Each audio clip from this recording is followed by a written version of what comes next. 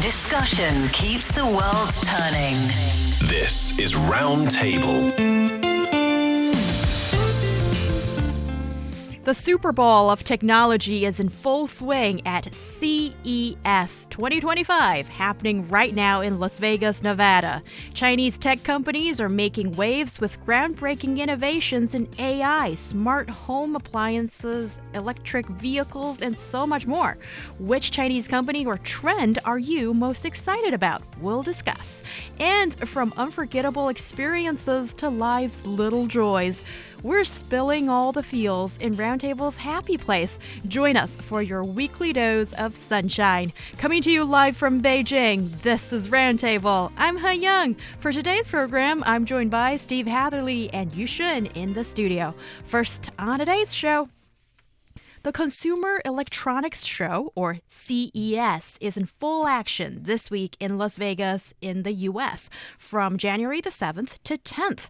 In the tech world, CES is often likened to the Super Bowl of American football, or even dubbed 科技春晚, or the Tech CCTV Spring Festival Gala among China's tech-savvy industry insiders, enthusiasts, and watchers, highlighting its major influence. So as we dive into this event, it's clear that China's tech giants are driving some of the most exciting trends, and I'm really curious to hear what trends you guys are most excited to see unfold on the global stage. But before we do that, let's set the stage properly. What is CES? Yeah, exactly. I think we have to start there because if you're not a tech enthusiast, then you might not even know what CES is. Right. I don't consider myself to be a tech enthusiast in the purest definition, but I do love fun new gadgets and new technologies and new toys, and that's what CES is all about. CES stands for Consumer Electronics Show, and what it is, it's this annual technology trade show, and it has a long history. It started back in 1967 in New York City, and it has since become the premier event for showcasing the latest innovations in consumer electronics. As you mentioned, Heyang, they do it every year in January in Las Vegas, and it's such a great setting, I think, for, I don't know when it moved from New York City to Las Vegas, but I think it's just such a cool setting to have that show there. About 100,000 people attend every single year, and they have thousands of exhibitors from all around the world, including tech giants and startup and industry leaders. They highlight, again, the cutting-edge advancements across so many different sectors. AI this year was everywhere at CES. Also robotics, smart home devices, as you mentioned, automotive tech, health innovations, and so much more. Every year, it's a really big deal in the world of tech, and it's always covered across news media outlets. Yeah, and this year the theme is innovation for all, and emphasizing how technology can address global challenges and enhance everyday life. And when we're seeing the posters or just banners of the CES, we can see there are so many. That is obvious, right? These these pictures are made of AI, or they are AI-like kind of posters. So it is actually reflecting that, I think, the position of AI in technology industries. And also, when mentioning CES, many industry insiders also bring up another major consumer electronics show. It's IFA, the Berlin International Consumer Electronics Exhibition. And some people describe, the difference between these two shows as this CES focuses on painting the big picture, while IFA focuses on making these into reality. Oh, okay. Yeah, because CES, some of the things that are displayed at CES are available now, right? You can buy them now. But also there are things displayed at CES that are just perhaps ideas or will be available in the future, but not available just yet. I've never heard of the other one, though. IFA, you call it? Yes, Yeah, IFA. I've never heard of that one before. So some brands, like you said, they participate in CES mainly to actually pitch ideas and attract investment with just some presentation on just PowerPoint. People call it like PowerPoint launches. But it is like undeniable that these concept-only presentations often showcase the prevailing trends in the world or even in tech industry. And in fact, it could even be said that CES, which is at the beginning of the year, serves to set the tone for the consumer electronics industry in the year ahead. You're a big tech guy. Would you like to go someday?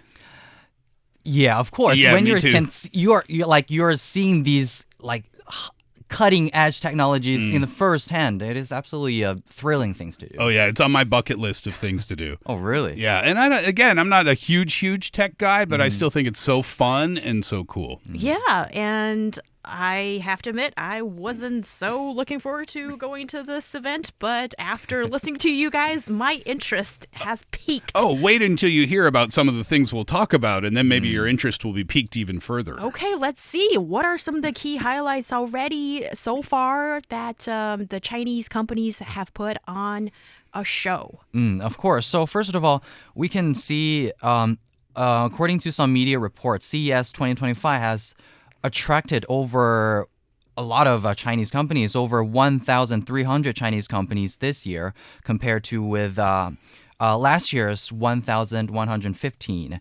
And Chinese participation accounts more than a quarter of the 4,500 registered exhibitors in 2025. And one of the to me, of course, the astonishing technology is X-Real or AR glasses. This is a name of an AR glass company. This is the global debut of this X-Real 1 series, which enhances immersive experiences through ultra-high performance, and they're like spatial computing chips, which they said is also very powerful, and you can actually see through these AR glasses and go through all of this computing power with a really, really low latentness. Yeah. Oh, these things are so cool. What you do is you put these on. They look like sunglasses, but they're not.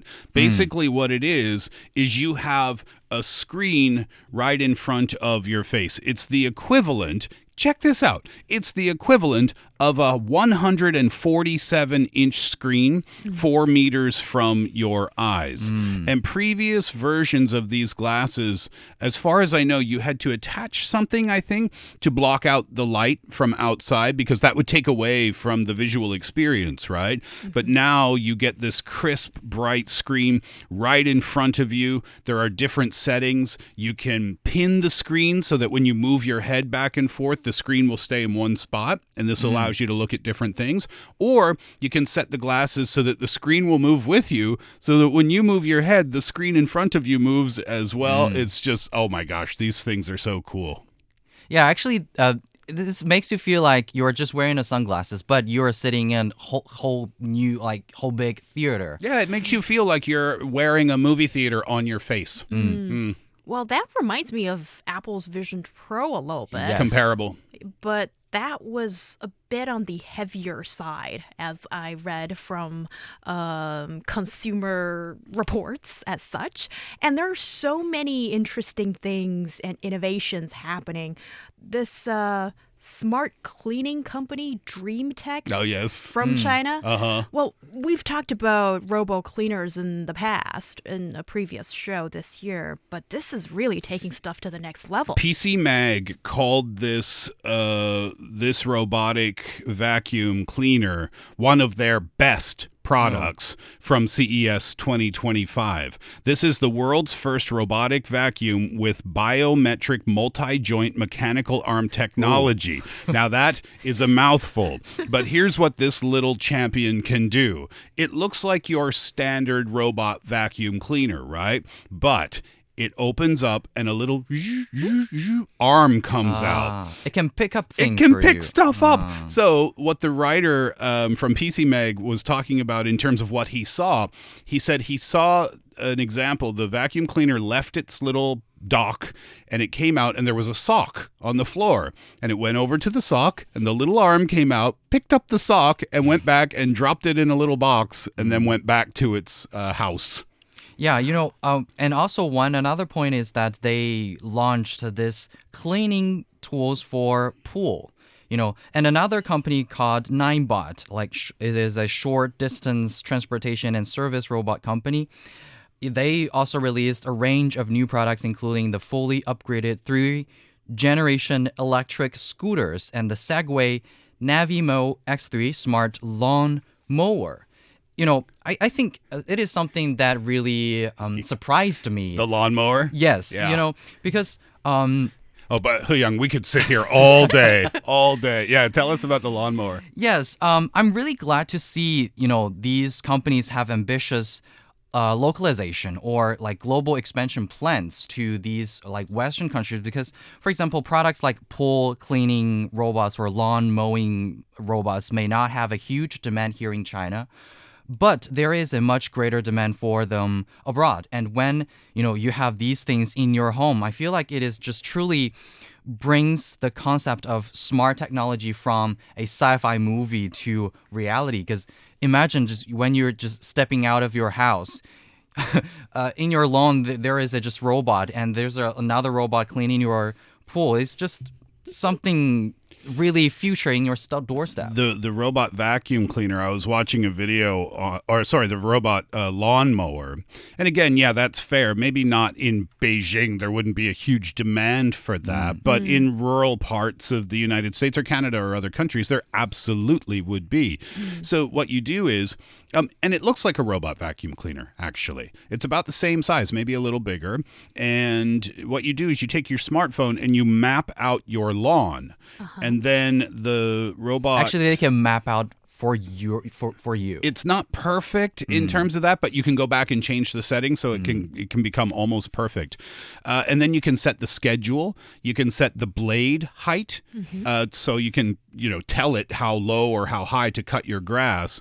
And then you set the schedule, and then it just goes out and mows your lawn for you. You can also divide the schedule. So people have a front lawn and a back lawn. So you can divide it into two and tell it when to mow the front lawn, when to mow the back lawn, how high or low to cut the grass. It's really, really cool. Yeah, and as a Chinese person who don't own so much lawns, but I can understand as I've spoken to people about this, and lawn mowing, usually you hire somebody, it takes money, or you have to do it yourself. Yeah. And if the robot can do it for you, then why not? It sounds great. And a lot of what you've just said just reminds me of episodes of Love, Death, Robot, and a lot, and maybe even WALL-E or some of these other movies. Yes. Now it's kind of hard to tell whether it's the movie that inspired these products or the products inspired the movie to some extent, or whichever way round. And what do you see as possible trends with, we've only named a few out of the many, many exciting new products that are being on display? I think one trend is a lot of cross-industry integration becomes the norm.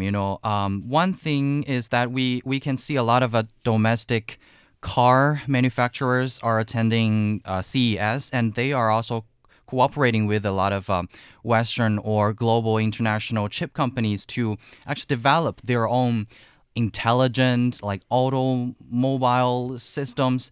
And as technology advances, the boundaries between industries are increasingly blurred. As we say, cross-industry integration has become a standard practice, and collaborations at CES, and we can see such as those between Xreal and BMW, Xreal and Rongtai, which is a health care company, as well as Xiaopeng's land aircraft carrier concept vehicle showcase how Chinese companies are breaking traditional industry barriers and sharing resources and complementing each other's strength and fostering innovation through collaborations. Yeah, I was on an EV car website, and what they were saying there is that, speaking about cross-collaboration, tech companies want to be inside your car. in a big way because they see it as the next great platform for streaming video and gaming and your favorite applications. And not only the tech companies, but the car companies want this too, because they fear that if they don't do these types of cross collaborations, that they'll be the company that's left behind from all their competitors. So these car companies and tech companies, they're pulling out all the stops to make it happen, from investments in big tech players to outright mergers to partnerships with unexpected players.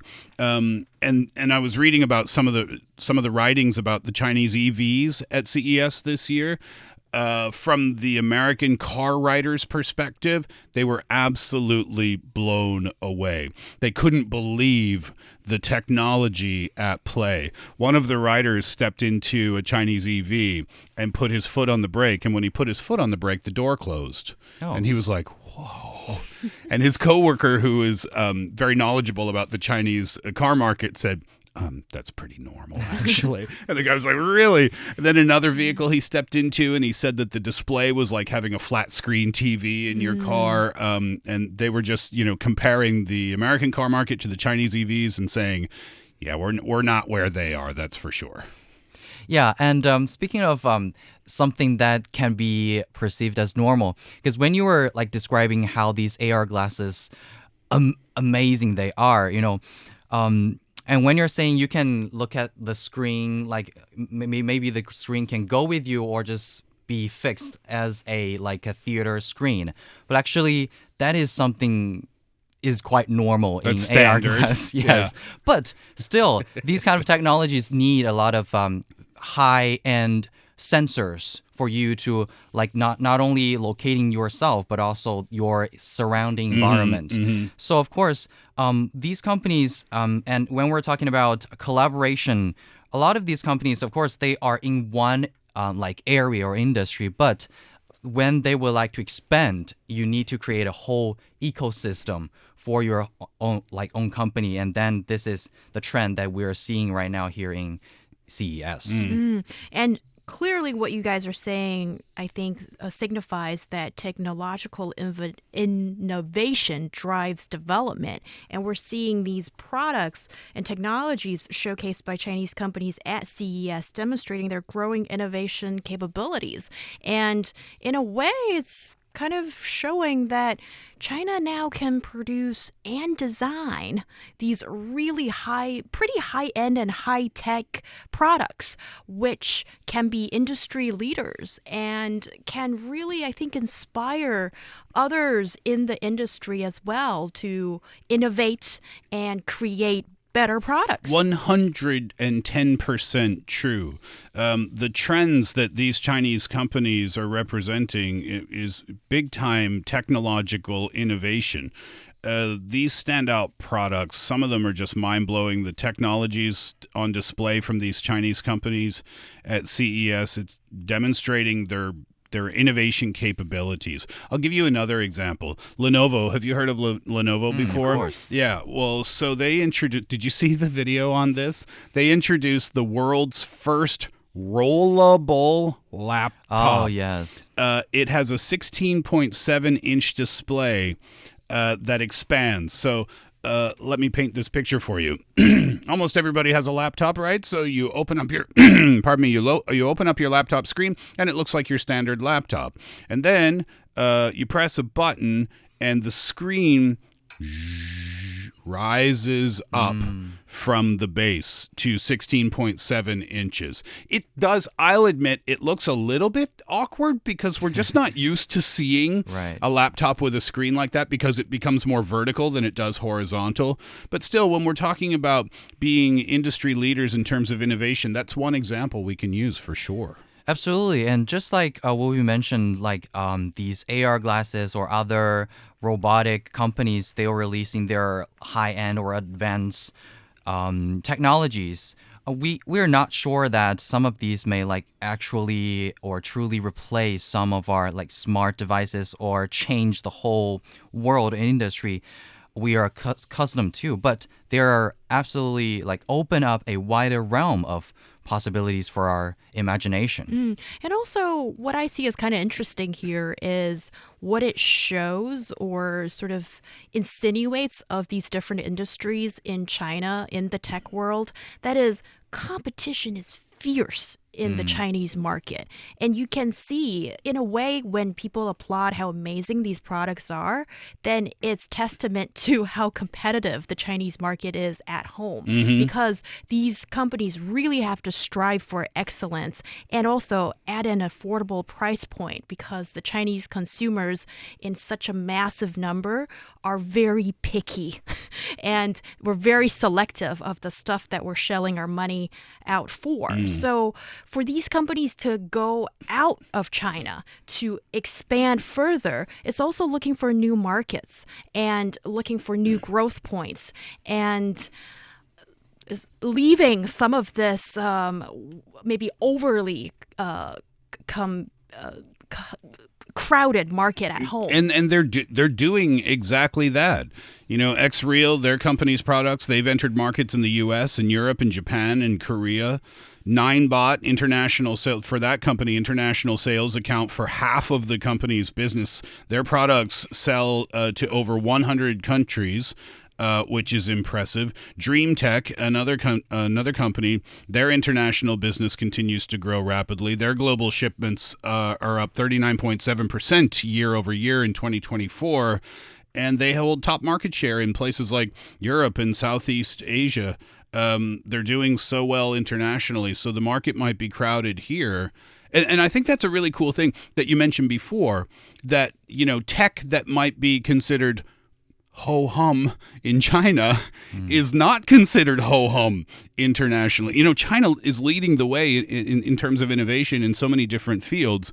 And for this to be on display for other people from other parts of the world to see, that tech is not ho-hum. This is brand new, very cool innovation happening in other parts of the world, which speaks to why they're so successful. And also, I think the market expansion and influence of these Chinese companies at CES reflect a kind of a trend toward, you know, accelerating globalization, and by actively participating in international exhibitions and forming these global partnerships and expanding into overseas markets, as these companies that you mentioned, Steve, Chinese tech firms are increasing their international competitiveness, and they are gradually integrating into a global supply chain and value chains and competing in global markets. Well, certainly we've seen increased participation of the Chinese companies this year, especially compared to last year. But when I looked into the figures, actually 2018 was the year with the most number of Chinese companies participating at this event called CES. And also when we talk about setting up business and expanding to different continents, countries, etc., well, there are very visible tariff and political tensions right now. So I think these are definitely some very realistic obstacles for companies to look into when they're trying to expand their footprint across the globe. And here not here, when we're talking about the CES, I think at least we're seeing, you know, what is at the forefront of these different sections or sectors of the tech world, which is really exciting for all of us. And before we go to the next topic, what is, you know, one takeaway you would like to leave our listeners about this big tech trade show? What do you think, Yushun? One thing is that it is absolutely like honorable and proud that seeing a lot of these domestic companies, like they are actually, you know, when we're seeing articles about CES in Chinese media, we're seeing that a lot of these they're saying these companies are showing their muscles on CES. So I think absolutely at the moment that they are showing their advantages and advancements and technologies in these fields, they are also like representing China's power and